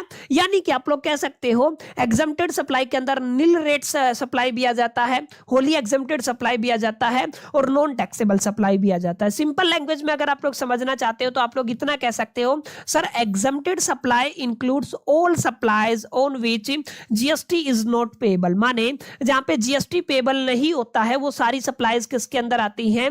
एग्जम्प्टेड सप्लाई के अंदर आती हैं। Either due to the exemption, चाहे वो आपका एग्जम्पशन की वजह से हो, वो चाहे आपका जीरो टैक्स रेट की वजह से हो, तमाम तरीके की सप्लाई किसके अंदर आ जाती है? एग्जम्प्टेड सप्लाई के अंदर आ जाती है। फीचर्स के अंदर हम लोग क्या कह सकते हैं? यहाँ पे जीएसटी चार्ज नहीं किया जाता है और यहाँ पे आईटीसी अवेलेबल नहीं होता है, ये आपको समझ के चलना है। अच्छा, अगर आप लोग एग्जम्प्टेड सप्लाई की बात करते हैं तो ये एग्रीगेट टर्नओवर के अंदर इंक्लूड की जाती है, ठीक है। आप लोग क्या कहेंगे? सर ये क्या होती है? आपकी इंक्लूडेड होती है, ठीक है। तो आप लोग क्या कह देंगे? यहाँ पे ये इंक्लूडेड सप्लाई होती है। एग्जाम्पल की बात करते हो तो काफी अहम एग्जाम्पल है, जैसे सबसे पहले मैंने क्या लिखा हुआ है, आपका हेल्थ केयर की आप लोग बात करते हो तो हेल्थ केयर अपने आप में इसी के अंदर आता है। एजुकेशनल सर्विसेज जितनी भी है, ठीक है, तो आप लोग क्या कहेंगे? जितनी भी एजुकेशनल सर्विसेज है, हेल्थ केयर की जितनी भी सर्विसेज हैं, वो सब कहां पे आती है? इसी कैटेगरी के अंदर आती है जो एग्जम्प्टेड होती है, ठीक है। इसके अलावा आप लोग नील रेटेड गुड्स को भी यहाँ पे इंक्लूड करके चल सकते हैं। तो इन शॉर्ट में हम लोगों ने समझा कि सर हम आईटीसी के अवेलेबिलिटी और टैक्सेबिलिटी के बिहा पे जीएसटी के अंदर जो एग्जम्पशन है या जीएसटी के अंदर जो सप्लाईज है उनको 4 कैटेगरी में कैटेगराइज करते हैं। सबसे पहले नॉन टैक्सेबल, फिर आपका बेसिकली नील रेटेड, फिर जीरो रेटेड, और लास्ट में जाके आपका क्या रहता है? एग्जम्प्ट सप्लाई रहता है। और ये चारों तरीके की सप्लाईज के अंदर क्या क्या फीचर्स रहने वाली है, क्या क्या एग्जाम्पल रहने वाले हैं, इन पर हम लोगों ने थोड़ा थोड़ा एक अंडरस्टैंडिंग हासिल करने की कोशिश की है। उम्मीद करता हूं चीजें आपको क्लियर रही होंगी। अब फटाफट से एक शॉर्ट कंपैरिजन देख लेते हैं ताकि हमें बेसिक अंडरस्टैंडिंग हो सके कि चारों चीजें किस तरीके से जुदा जुदा है। देखिए, सबसे पहले मैंने आपका कैटेगरी में रखा हुआ है नील टैक्सेबल, सॉरी नॉन टैक्सेबल, फिर हम लोग नील रेटेड की बात करेंगे, फिर हम लोग जीरो रेटेड की बात करने वाले हैं, और फिर हम लोग एग्जम्प्ट सप्लाई की बात करने वाले हैं। ये पैरामीटर रहेगा ये क्या आपकी ये पर्टिकुलर जितनी भी सप्लाईज हैं क्या जीएसटी के अंडर कवर्ड होती हैं? तो याद रखिएगा नॉन टैक्सेबल सप्लाई जीएसटी के अंदर कवर नहीं होती, इसके लिए अदर लॉज बनाए गए हैं। लेकिन नील रेटेड सप्लाई, आपका जीरो रेटेड सप्लाई और एग्जम्प्ट सप्लाई होती तीनों किसके अंडर कवर है? जीएसटी के अंडर कवर होती हैं। अगर आप लोग जीएसटी रेट की बात करते हैं तो क्योंकि ये आपका आउटसाइड द जीएसटी स्कोप है तो यहाँ पे कोई रेट डिफाइन नहीं किया गया है। यहाँ पे नील रेटेड के अंदर 0% रहता है, आपका यहाँ पे भी 0% रहता है, और एग्जम्प्ट के अंदर कैसा रहता है? नील रहता है। नो आप लोग परसेंटेज आप लोग कह सकते हैं। जीएसटी चार्ज की बात करते हैं तो जीएसटी किसी के अंदर चार्ज नहीं किया जाता है। आईटीसी अलाउड की बात करते हैं तो केवल आपकी जीरो रेटेड सप्लाई के अंदर क्या होता है? आईटीसी अलाउड होता है। बाकी किसी केस में आपको आईटीसी अवेल करने का ऑप्शन नहीं मिलता है। अगर आप लोग एग्जांपल की बात करते हैं तो नॉन टैक्सेबल के अंदर आपने अल्कोहल की बात की है। अल्कोहल मतलब ह्यूमन कंजम्पशन वाला, ठीक है। आप लोग किसकी बात कर सकते हैं, आप लोग पेट्रोल की बात कर सकते हैं, आप लोग डीजल की बात कर सकते हैं, आप लोग नेचुरल गैसेस की बात कर सकते हैं। ये तमाम एग्जांपल किसके हैं, याद रखिएगा, ये तमाम एग्जांपल आपके नॉन टैक्सेबल सप्लाई के हैं। नील रेटेड के अंदर जैसे आपका राइस हो गया है, जैसे आपका व्हीट हो गया है, ठीक है, आपका साल्ट हो गया, लेकिन ये ऐसी चीजें हैं जो अनब्रांडेड होनी चाहिए। इसके अलावा आप लोग फ्रेश मिल्क की भी बात कर सकते हैं। ये तमाम तरीके की चीजें होती है, ठीक है। अगर आप लोग जीरो रेटेड सप्लाई की बात करते हैं तो एक्सपोर्ट को प्रमोट करने के लिए किया जाता है। कोई भी एग्जांपल आप लोग ले सकते हैं। यहाँ पे हॉस्पिटल सर्विस हो गया, जैसे जिसको आप लोग हेल्थ के अंदर आ गया ना, तो हेल्थ सर्विसेज के अंदर आ गया है ये आपका।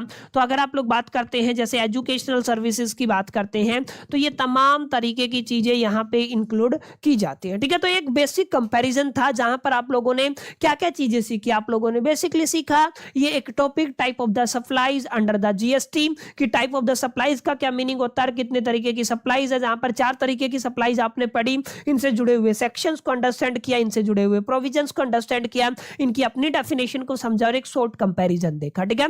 तो this is all about the class number 2, जहां पर हम लोगों ने कोशिश की है काफी हद तक आप लोग type of supply under the GST या फिर एग्जम्पशन फ्रॉम द जीएसटी को पढ़ने की। उम्मीद करता हूं चीजें आपको समझ में आई होंगी, क्लास आपको पसंद आई होगी। आज हम क्या बात करने वाले हैं, आज हम बात करने वाले हैं टाइप्स ऑफ एग्जम्पशन को लेकर के। अब देखिए एग्जम्पशन की बात करें ना, अलग अलग पैरामीटर के बिहा पे, अलग अलग बेसिस के बिहा पे हम लोग क्लासिफिकेशन करते हैं। जैसे अगर आप लोग बात करते हैं यहां पे टाइप ऑफ द एग्जम्पशन की अंडर द जीएसटी, तो 2 तरीके के एग्जम्पशन हम लोग ऑलरेडी पढ़ चुके हैं, जिसका डिस्कशन हम लोगों ने आपके सीजीएसटी एक्ट जो आपका 2017 के सेक्शन 11 के अंदर किया था, जहां पे मैंने आपको पढ़ाया था सेक्शन 11 का सबसेक्शन 1 और सेक्शन 11 का सबसेक्शन 2। हालांकि अभी हम लोग थोड़ा गहराई में जाकर के इस कॉन्सेप्ट को बनाने वाले हैं। यानी अगर आप लोग ध्यान से देखेंगे तो आप लोग कह सकते हैं under the GST exemption, exemption का मीनिंग क्या होता है, relief from the payment of the tax. ये हम लोग पढ़ चुके हैं, granted by the law by the notification. The GST law provided different type of the exemption. मैंने बताया ना कि जीएसटी लॉ क्या करता है, अलग अलग तरीके के एग्जम्पशन आपको प्रोवाइड करता है, जो नेचर के ऊपर बेस्ड होते हैं, कंडीशंस के ऊपर बेस्ड होते हैं और एप्लीकेबिलिटी के ऊपर बेस्ड होते हैं। यानी कि जब भी क्लासिफिकेशन की बात करते हैं, जब भी टाइप्स ऑफ द एग्जम्पशन की बात करते हैं, तो हमारे जो पास है ना अलग अलग बेस होते हैं, अलग अलग बिहा पे हम लोग उनके टाइप्स बनाते हैं। जैसे अगर आप लोग बात करते हैं कंडीशन की, कुछ कंडीशन के बिहा पे भी आप लोग एग्जम्पशन की क्लासिफिकेशन करते हैं। अगर आप लोग पहली कैटेगरी की बात करते हैं तो हम लोग 2 तरीके के एग्जम्पशन पढ़ने वाले हैं। एक को आप लोग एब्सोल्यूट एग्जम्पशन बोलते हो, एक को आप लोग कंडीशनल एग्जम्पशन बोलते हो। अभी अभी हम लोगों ने थोड़ा सा जिक्र किया था, अगर आप सभी को याद हो तो हमने क्या कहा था कि सर जब भी आप लोग सीजीएसटी एक्ट की बात करते हैं, कौन से सीजीएसटी एक्ट की मैं बात कर रहा हूं, 2017 की, तो स्पेसिफिकली हम लोग कहां पे डील करने वाले हैं, हम लोग सेक्शन 11 के अंदर डील करने वाले हैं, जहां पर हमारे तमाम तरीके के एग्जम्पशन को एक्सप्लेन किया गया है। अब ध्यान ये रखना है कि सर जब सेक्शन 11 हम लोग पढ़ते हैं ना, तो यहाँ पे 2 सबसेक्शन आपके इंपॉर्टेंट हो जाते हैं, 11 का आपका 1 और 11 का आपका 2। यानी कि आपका 11 सेक्शन 11 सबसेक्शन 1 और आप लोग क्या कह सकते हैं सेक्शन 11 सबसेक्शन 2। समझ में आया, सेक्शन 11 सबसेक्शन 2। तो 2 तरीके के सेक्शन आपके और सबसेक्शन आपको पढ़ने हैं, जो बेसिकली कहां से रिलेट करने वाले हैं, एब्सोल्यूट एग्जम्पशन से रिलेट करने वाले हैं और कंडीशनल एग्जम्पशन से रिलेट करने वाले हैं। जब भी आपके जहन में बात आए एब्सोल्यूट एग्जम्पशन की, तो आपको याद आना चाहिए सेक्शन 11 का सबसेक्शन 1 है जो आपके एब्सोल्यूट एग्जम्पशन को डिफाइन करता है, और सेक्शन 11 का सबसेक्शन 2 है जो आपके कंडीशनल एग्जम्पशन को डिफाइन करता है। यानी कि मैं यहां पे ये कह सकता हूं सेक्शन 11 सबसेक्शन 1 की अगर आप लोग बात करते हैं तो यहां पे किसका जिक्र किया गया है, आपके एब्सोल्यूट एग्जम्पशन का जिक्र किया गया है। क्लियर, ये आपको थोड़ा सा ध्यान में रखना है। और सेक्शन 11 के सबसेक्शन 2 की बात करते हैं तो यहां पर हम लोग कंडीशनल एग्जम्पशन की बात करते हैं। समझ में आया, तो आपको क्या याद रखना है, आप लोग कह सकते हो सर आपके कंडीशनल एग्जम्पशन की हम लोग यहां पे बात करने वाले हैं, ठीक है। तो ये आपको बेसिक फर्क समझ में आना चाहिए कि जब भी आप लोग कंडीशनल एग्जम्पशन की बात करते हैं, जब भी आप लोग एब्सोल्यूट एग्जम्पशन की बात करते हैं, तो किन किन सेक्शन के अंदर इनका जिक्र किया गया है। सबसे जरूरी बात, अगर आप लोग एब्सोल्यूट एग्जम्पशन की बात करते हैं या कंडीशनल एग्जम्पशन की बात करते हैं, तो ये जिस बेस पे क्लासिफाई करते हैं ना, वो कंडीशन ही होता है। माने हम ऐसे एग्जम्पशन है जिनको विदाउट द कंडीशन एक तरीके से ग्रांट कर देते हैं, कुछ ऐसे एग्जम्पशन है जिनको on the some certain condition पे ग्रांट किया जाता है। तो कंडीशन के बिहा पे जिन एग्जम्पशन को ग्रांट किया जाता है वो कंडीशनल एग्जम्पशन कहलाते हैं, और विदाउट द कंडीशन जिन स्पेसिफिक एग्जम्पशन को ग्रांट किया जाता है उनको क्या कहते हो आप लोग? एब्सोल्यूट एग्जम्पशन कहते हो। समझ में आया? तो अगर आप लोग बेसिस की बात करते हैं तो आप लोग क्या कहेंगे? आप लोग कंडीशंस की बात करने वाले हैं। क्लियर? ये आपको थोड़ा सा ध्यान में रखना है। तो यहां पे कितने तरीके के आपके एग्जम्पशन हो गए हैं? पहली कैटेगरी के अंदर एब्सोल्यूट एग्जम्पशन हो गया है, और दूसरा कौन सा हो गया है? कंडीशनल एग्जम्पशन हो गया है। अभी अभी हमने क्या पढ़ा सर? एब्सोल्यूट एग्जम्पशन ऐसे एग्जम्पशन होते हैं जिनको ग्रांट किया जाता है विदाउट एनी कंडीशन, बिना किसी शर्त के, बिना कंडीशन के जिन एग्जम्पशन को ग्रांट किया जाता है उनको क्या कहते हो? एब्सोल्यूट एग्जम्पशन कहते हो। बहुत जरूरी बात यह है, ना तो सप्लायर जीएसटी चार्ज कर सकता है और ना ही जो आपका रेसिपिटेंट है वो आपका जीएसटी पे करेगा। समझ में आया?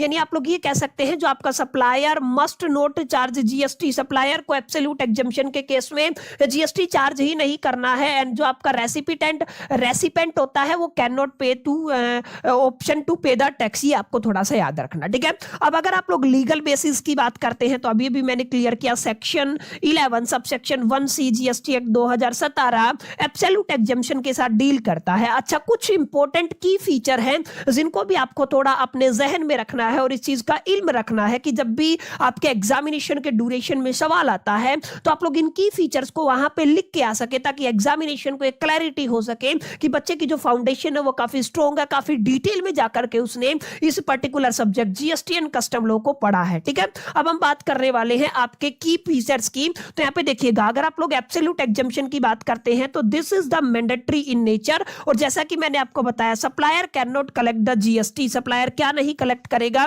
जीएसटी कलेक्ट कर ही नहीं सकता है। ये आपको थोड़ा ध्यान में रखना है। और सबसे इंपॉर्टेंट बात, यहां पर आपको ITC input tax credit allowed नहीं होता है। यहां पे जो आपका आईटीसी है अवेलेबल ही नहीं होता है। समझ में आया? तो बुनियादी तौर पे आपको एब्सोल्यूट एग्जम्पशन की डेफिनेशन पता होनी चाहिए। जैसे हेल्थ केयर की बात कर लीजिए, एजुकेशनल सर्विसेज की बात कर लीजिए। जो हेल्थ केयर और एजुकेशनल सर्विसेज है अमूमन उनके अंदर जो एग्जम्पशन दिया जाता है वो एब्सोल्यूट एग्जम्पशन होता है, विदाउट एनी कंडीशन होता है। वो आवाम, जो भी एक जर्नल आवाम, हिंदुस्तान की जो आवाम है उनके लिए प्रोवाइड किया जाता है। हम लोग जीएसटी इन इंडिया की बात कर रहे हैं, ठीक है? हम बाहर देशों की बातें नहीं कर रहे हैं, तो that's why I am quoting the India. ये आपको थोड़ा ध्यान में रखना है। अब हम बात करने वाले हैं कंडीशनल एग्जम्पशन की। क्या बताया था? कंडीशनल एग्जम्पशन हमने बताया था ऐसा एग्जम्पशन जो ग्रांट होता है subject to the fulfilment of a specific condition. ऐसे एग्जम्पशन जो किसी एक हालात के अंदर, किसी एक सिचुएशन के अंदर, किसी एक कंडीशन के अंदर अगर वो कंडीशन फुलफिल होती है तभी वो एग्जम्पशन ग्रांट होंगे। वो तमाम तरीके के एग्जम्पशन क्या कहलाते हैं? वो कंडीशनल एग्जम्पशन कहलाते हैं। और कंडीशनल एग्जम्पशन का जिक्र हमारे जीएसटी एक्ट 2017 के सेक्शन 11 के सबसेक्शन 2 के अंदर दिया गया है। इसकी भी जिक्र हम लोग कर चुके हैं। यहाँ पे दोनों सेम, आई थिंक यहाँ पे 2 आएगा, ठीक है ना? ये आपको थोड़ा ध्यान में रखना, ठीक है? तो कंडीशनल एग्जम्पशन क्योंकि हम लोगों ने पहले भी पढ़ा हुआ है, अगर आप लोग थोड़ा ध्यान देंगे तो यहाँ पे मैंने डिटेल में बताया था। यहाँ पे हम लोगों ने क्या पढ़ा था? देखिए यहाँ पे क्या लिखा हुआ है, आपका एक स्पेशल एग्जम्पशन है और यहाँ पे क्या है आपका, सॉरी थोड़ा सा मिस्टेक हो गया है, इसको आपको थोड़ा सा ध्यान में रखना है। अगर आप लोग सेक्शन 11 के सबसेक्शन 2 की बात करते हैं तो यहाँ पे स्पेशल एग्जम्पशन आ जाता है, नोट द कंडीशनल एग्जम्पशन। माने आप लोग यहाँ पे थोड़ा इस चीज को रेक्टिफाई कीजिएगा कि यहाँ पे दोनों कंडीशनल एग्जम्पशन और एब्सोल्यूट एग्जम्पशन कहां पे मेंशन किए गए हैं?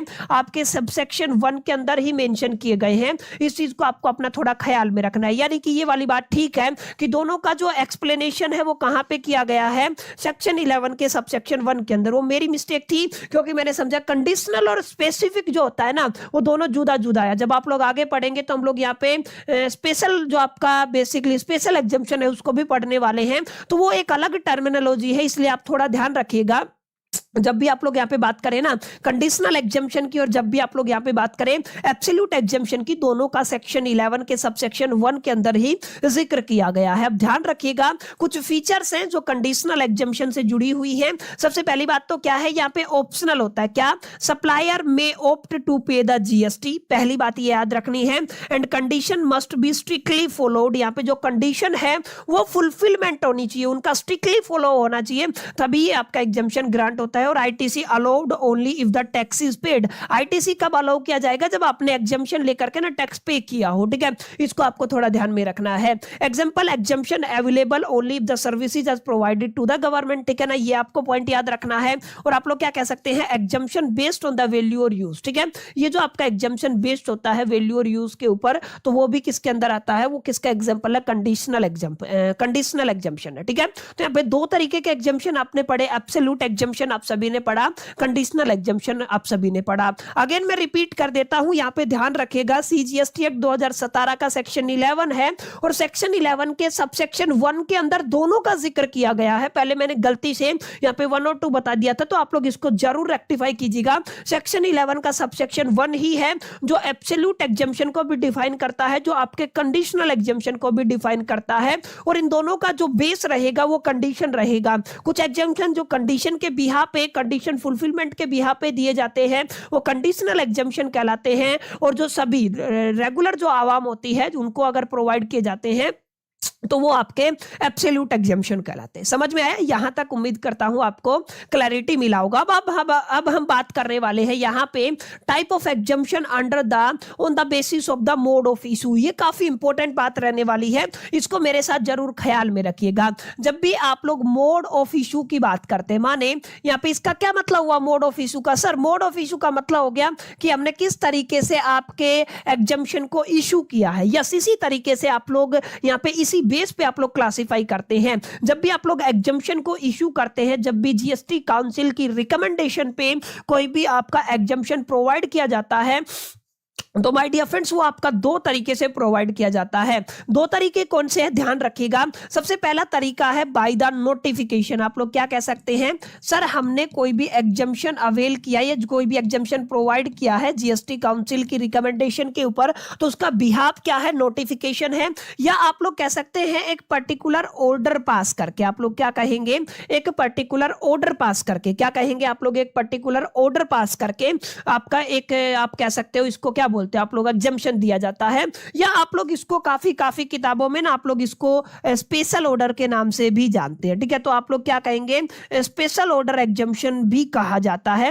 तो इसी बिहाफ पे आप लोग एग्जम्पशन को क्लासिफाई करते हैं, यानी कि जब भी एग्जम्पशन प्रोवाइड किया जाता है तो उसको प्रोवाइड करने के बिहाफ पे आप लोग नोटिफिकेशन के बिहाफ पे या स्पेशल ऑर्डर के बिहाफ पे आप लोग एग्जम्पशन को क्या करते हो, क्लासिफाई करते हो। तो दो तरीके के आपके एग्जम्पशन बनेंगे, एक आपका एग्जम्पशन बाय द नोटिफिकेशन बनेगा, और माय डियर फ्रेंड दूसरा आपका क्या बनने वाला है, exemption by the special order या स्पेशल एग्जम्पशन के नाम से आप लोग इसको जानते हैं। यानी कि दो तरीके हो गए हैं, एग्जम्पशन बाय द नोटिफिकेशन। अब ये याद रखना है, इसकी अगर आप लोग नोमेनकल्चर की बात करते हैं, क्लेचर की बात करते हैं, नोटिफिकेशन बाय द एग्जम्पशन ऐसे लिखा जाता है इसको, ठीक है। और अगर आप लोग यहाँ पे याद रखिएगा स्पेशल एग्जम्पशन की बात करते हैं तो आप लोग क्या कहेंगे, नोटिफिकेशन बाय द ऑर्डर, आप लोग क्या कहेंगे, नोटिफिकेशन बाय द ऑर्डर ऐसे लिखा जाता है। लेट मी करेक्ट, एक बार मैं इसको थोड़ा सा क्रॉस चेक कर लेता हूं ताकि कोई चीज ऐसी ना छूट जाए क्योंकि जो आपके एग्जामिनेशन के प्रोस्पेक्टिव से इंपॉर्टेंट और हम उसको मिस कर दे। एग्जम्पशन ऑर्डर बोला जाता है, ईएन होता है आपका,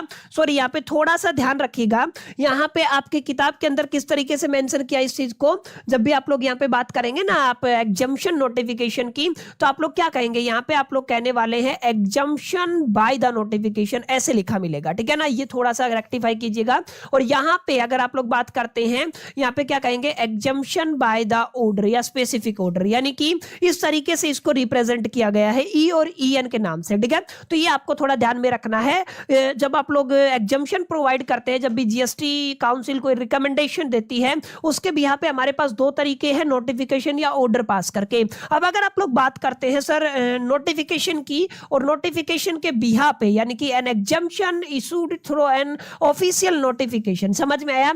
जब भी कोई भी एग्जम्पशन एक स्पेशल नोटिफिकेशन के थ्रू एक तरीके से प्रोवाइड किया जाता है, ग्रांट किया जाता है या इशू किया जाता है, सबसे इंपॉर्टेंट शब्द क्या होता है, इशू किया जाता है, ठीक है। तो उसको क्या बोला जाता है, by the government on the recommendation of the GST council. में बता चुका हूं, जीएसटी काउंसिल के रिकमेंडेशन पे गवर्नमेंट जब कोई भी ऑफिशियल नोटिफिकेशन के थ्रू एग्जम्पशन इशू करता है तो वो एग्जम्पशन क्या कहलाता है, एग्जम्पशन बाय द नोटिफिकेशन कहलाता है। अब इसकी एक बेसिक डेफिनेशन मैंने 2 पॉइंट में भी तोड़ी हुई है, जहां पे मैंने क्या कहा है, मैंने कहा है द गवर्नमेंट पब्लिश है जीएसटी। यहाँ पे ये जीएसटी कौन पब्लिश करती है, गवर्नमेंट करती है कि जीएसटी नोटिफिकेशन के through, and this is a normal and the common method of granting the exemption. माने नॉर्मल और कॉमन मेथड कौन सा है, नोटिफिकेशन पास करके, ये भी आपको थोड़ा ध्यान में रखना है। यहां पे अगर आप लोग एग्जम्पशन बाय द नोटिफिकेशन की बात करते हैं तो ये भी आपका सेक्शन 11 सबसेक्शन 1 के अंदर एक्सप्लेन किया गया है। यानी कि मोटा मोटा आप लोग क्या कह सकते हैं सर, मोटा मोटा हम लोग ये कह सकते हैं कि सर हमने सेक्शन की बात की है, किस सेक्शन की बात की है, सेक्शन 11 की बात की है। तो सेक्शन 11 के अंदर हमारे पास 11(1) आ गया, हमारे पास दूसरा क्या आ जाएगा, 11(2) आ जाएगा, ठीक है। अब यहां पे आज ही की क्लास के अंदर 11(3) भी मैं आप सभी के साथ चर्चा करने वाला हूं। सेक्शन 11(1) के अंदर हम लोग किस किस की बात करते हैं, हम लोग एब्सोल्यूट एग्जम्पशन की भी बात कर लेते हैं, याद रखिएगा, हम लोग कंडीशनल एग्जम्पशन की भी बात कर लेते हैं, अलोंग विद हम लोग यहां पे आपके एग्जम्पशन बाय द नोटिफिकेशन की भी बात कर लेते हैं। समझ में आया, ये आपको थोड़ा ध्यान में रखना है। हाँ, सेक्शन 11 सबसेक्शन 2 के अंदर हम लोग स्पेशल नोटिफिकेशन की बात करेंगे, स्पेशल एग्जम्पशन की बात करेंगे, इसको आपको अपने ख्याल में रखना, ठीक है। और यहां पे एक और बात याद रखनी है, मैंने पहले भी बताया था, अगर आप लोग सीजीएसटी एक्ट की बात करते हैं तो सीजीएसटी एक्ट के अंदर जो बातें सेक्शन 11 के अंदर लिखी हुई है ना, वो सेम तरीके की बातें आपके आईजीएसटी एक्ट के अंदर, अगर आप लोग सेक्शन 6 की बात करते हैं, सेक्शन 6 की बात करते हैं, तो सेम एग्जम्पशन आपके आईजीएसटी एक्ट के अंदर भी गिवन है, ठीक है। तो यहां पे आपको लिखा मिलेगा, सेक्शन 6 भी आपका यहां पे जिक्र होगा। अगर आप लोग बात करते हैं की फीचर्स की, तो की फीचर्स के अंदर मैंने बता दिया, ऑफिशियल गैजेट नोटिफिकेशन के थ्रू इसको इशू किया जाता है। अब ये ध्यान रखिएगा, apply to a class of a goods और ए सर्विस और ए पर्सन, ये काफी अहम बात रहने वाली है। अच्छा, ये जो आपका एग्जम्पशन बाय द नोटिफिकेशन है, ये आपका एब्सोल्यूट भी हो सकता है और ये आपका कंडीशनल भी हो सकता है, इस बात को आपको ख्याल में रखना। एग्जांपल के लिए आप लोग क्या कह सकते हैं, exemption to the health care services, exemption to the educational services, exemption to unbranded food item. समझ में आया, ये सब किस कैटेगरी के अंदर आते हैं, एग्जम्पशन बाय द नोटिफिकेशन। माने यहाँ पे जो एग्जम्पशन आपको दिया जाता है ना, वो स्पेसिफिकली एक नोटिफिकेशन पास करके by the government of India on the recommendation of the GST council आपको प्रोवाइड किया जाता है, ठीक है। तो यहां तक क्लियर हुआ एग्जम्पशन बाय द नोटिफिकेशन। अब बात करते हैं exemption bye a special order. आप लोग क्या कहेंगे, स्पेशल ऑर्डर के थ्रू ग्रांट किया जाता है, यानी कि एक ऐसा एग्जम्पशन जो ग्रांट किया जाता है by a special order in exceptional और स्पेशल सर्कमस्टांसेस। याद रखिएगा, यहाँ पे क्या लिखा हुआ है, यहाँ पे एक शब्द लिखा हुआ है स्पेशल सर्कमस्टांसेस, ये आपको काफी इंपॉर्टेंट याद रखना है, ठीक है। तो आप लोग क्या कहेंगे, स्पेशल सर्कमस्टांसेस। आप लोग क्या कहेंगे, आप लोग कहेंगे स्पेशल सर्कमस्टांसेस। कुछ ऐसी स्पेशल सर्कमस्टांसेस हैं जिन सिचुएशन में हमें कोई स्पेशल ऑर्डर पास करना होता है। क्या पास करना होता है, हम मतलब मैं गवर्नमेंट की बात कर रहा हूं, ठीक है।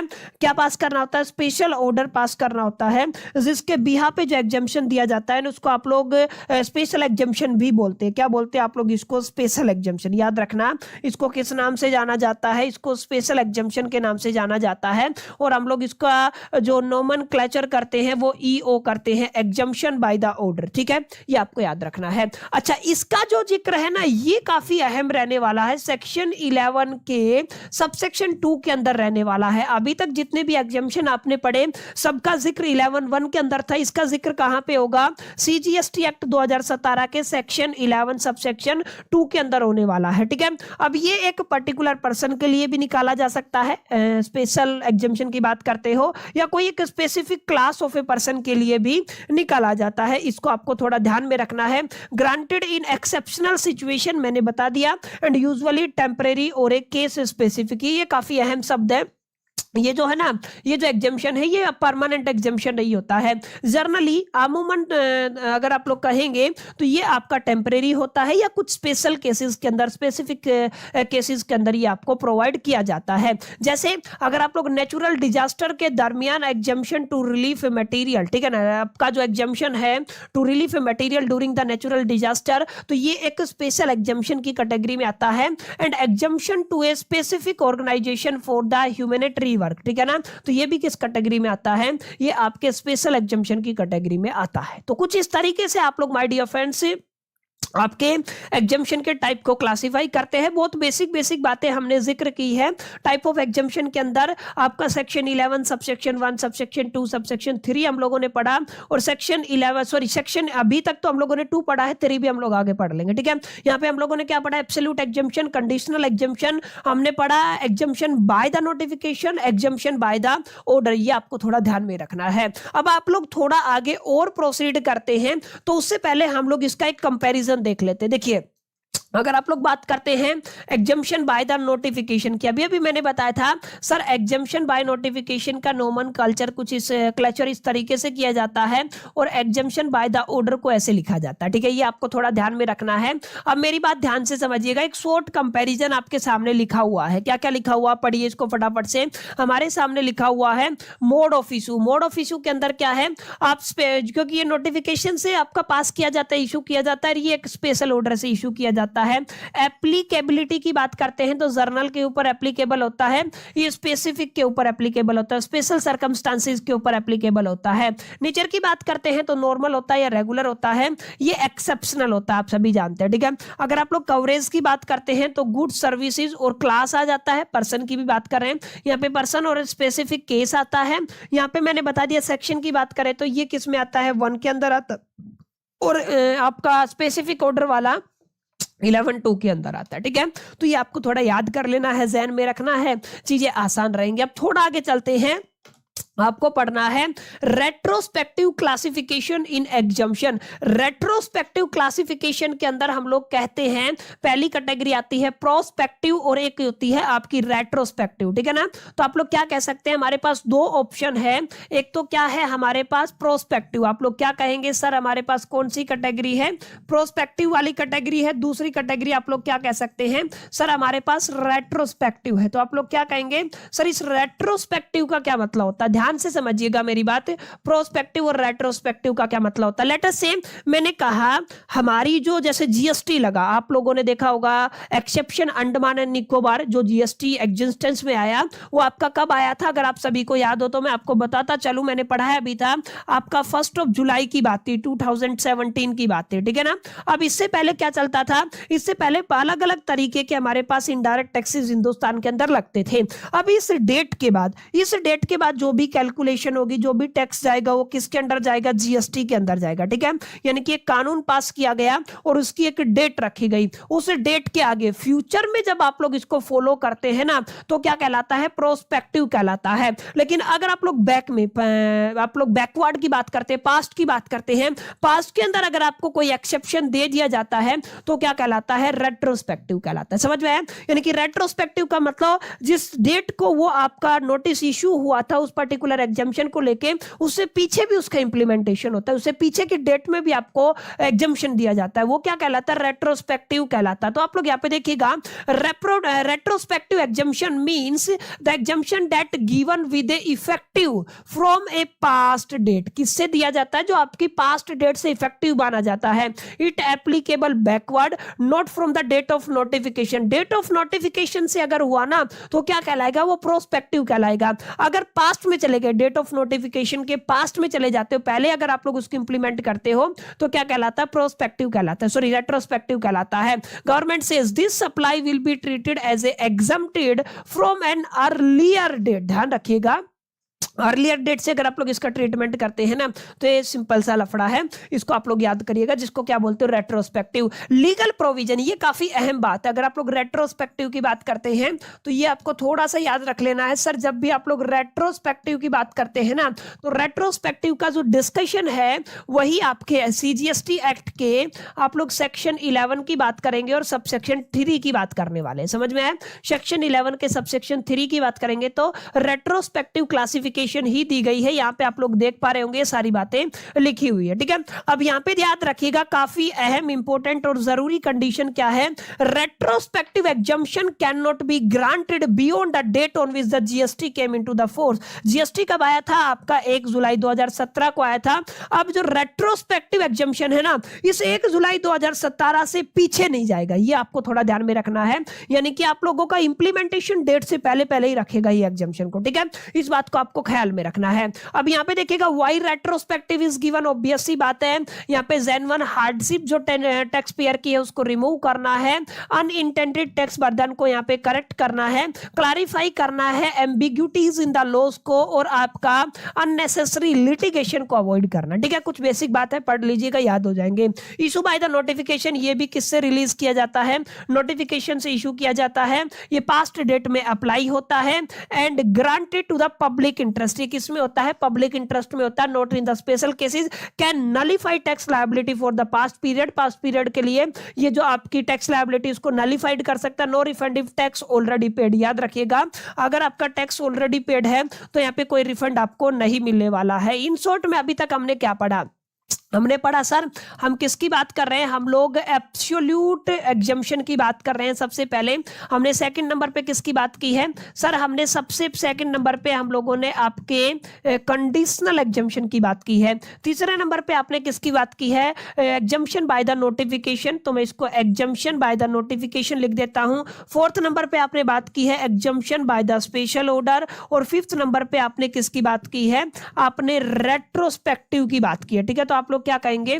एक आपका रेट्रोस्पेक्टिव नोटिफिकेशन आता है। ध्यान क्या रखना है? ध्यान ये रखना है सर कि ये जो आपका एब्सोल्यूट एग्जम्पशन है ये भी आपके सेक्शन 11 के सबसेक्शन 1 के अंदर है, ये भी आपका सेक्शन 11 के सबसेक्शन 1 के अंदर है, ये भी आपका ये जो आपका नोटिफिकेशन के थ्रू जो आप लोग निकालते हैं ये भी आपका सेक्शन 11 सबसेक्शन 1 के अंदर आता है। अब आप लोग स्पेशल नोटिफिकेशन की बात करते हैं, स्पेशल एग्जम्पशन की बात करते हैं, तो ये वाला जो एग्जम्पशन है सेक्शन 11 के सबसेक्शन 2 के अंदर आता है, और रेट्रोस्पेक्टिव वाला आपके सेक्शन 11 के सबसेक्शन 3 के अंदर आता है। और ये किसके एग्जम्पशन है? ये स्पेशल ये आपके सीजीएसटी एक्ट के सेक्शन रहने वाले हैं, ठीक है। तो आप लोग क्या कहेंगे? सीजीएसटी एक्ट 2017 के क्या रहने वाले हैं? ये एग्जम्पशन रहने वाले, ठीक है। तो ये आपको थोड़ा सा ध्यान में रखना है। तो बहुत बेसिक बातें मैंने आपको समझाने की कोशिश की हैं। ये थोड़ा सा आप लोग एग्जांपल पढ़ लीजिएगा, कुछ बेसिक एग्जांपल मैंने दिए हैं, और यहाँ पे इफेक्ट ऑन टैक्स पेयर, जब आप लोग रेट्रोस्पेक्टिव की बात करते हैं तो उसका क्या इफेक्ट पड़ता है एक बार पढ़ लीजिएगा, आपको चीजें समझ में आ जाएंगी, ठीक है। यहाँ पे देखिए कंपेरिजन मैंने लिखा हुआ है, ये क्या है? प्रोस्पेक्टिव, ठीक है ना। ये क्या है? आपका रेट्रोस्पेक्टिव। अब यहाँ पे इफेक्ट की बात करते हैं तो जब वो आपका लो एग्जिस्टेंस में आता, जब आपका वो जो आपका इंप्लीमेंटेशन रहा था फ्यूचर डेट, उसकी फ्यूचर डेट में प्रोस्पेक्टिव कहलाएगा, पास्ट डेट में रेट्रोस्पेक्टिव कहलाएगा। नॉर्मल रूल यस, और यहाँ पे आपका एग्जम्पशन केस रहता है। रेट्रोस्पेक्टिव के केस में लीगल सेक्शन आपका 1 रहेगा, यहाँ पे कितना रहेगा? 3 रहेगा, ये भी हम लोग बात कर चुके हैं। पर्पज यहाँ पे पॉलिसी डिसीजन रहता है, यहाँ पे रिलीफ या करेक्शन रहता है, ठीक है। तो बहुत बेसिक बातें हैं जिनको अगर आप लोग अपने जहन में रखेंगे तो बड़े प्यार से आप लोग इन चीजों को टैकल कर पाएंगे। तो my dear friends, it's all about the type of exemption, और कितने तरीके के टाइप ऑफ एग्जम्पशन हम लोगों ने पढ़ लिए, ये मैं क्लैरिफाई यहां पे कर चुका हूं, ठीक है। तो इससे बाहर आपके एग्जामिनेशन के अंदर पूछा नहीं जाता है, और इससे बाहर हमें पढ़ना भी नहीं है। अननेसेसरी चीजें हम लोग कभी नहीं पढ़ेंगे, ना मैं आपको पढ़ाता हूं। हम केवल उन्हीं मुद्दों पर बात करते हैं जो आपके एग्जामिनेशन के पॉइंट ऑफ व्यू से आपकी बुक के अंदर, आपके यूनिवर्सिटी सिलेबस के अंदर कवर की जाती है। उम्मीद करता हूं माय डियर फ्रेंड्स, ये जो आपकी तीसरी क्लास थी chapter 4 exemption from the GST को लेकर के, आपको क्लास पसंद आई होगी, सेशन समझ आया होगा। सेशन पसंद आया तो इस वीडियो को लाइक जरूर कर दीजिएगा, दोस्तों के साथ शेयर करना मत भूलिएगा। पहली दफे चैनल पे आए हैं तो सब्सक्राइब करके बेल आइकन को जरूर प्रेस कर दीजिएगा। इस वीडियो में इतना ही, मिलते हैं नेक्स्ट वीडियो के अंदर। जब तक के लिए तो सोल दी बाय, स्टिल कीप लर्निंग।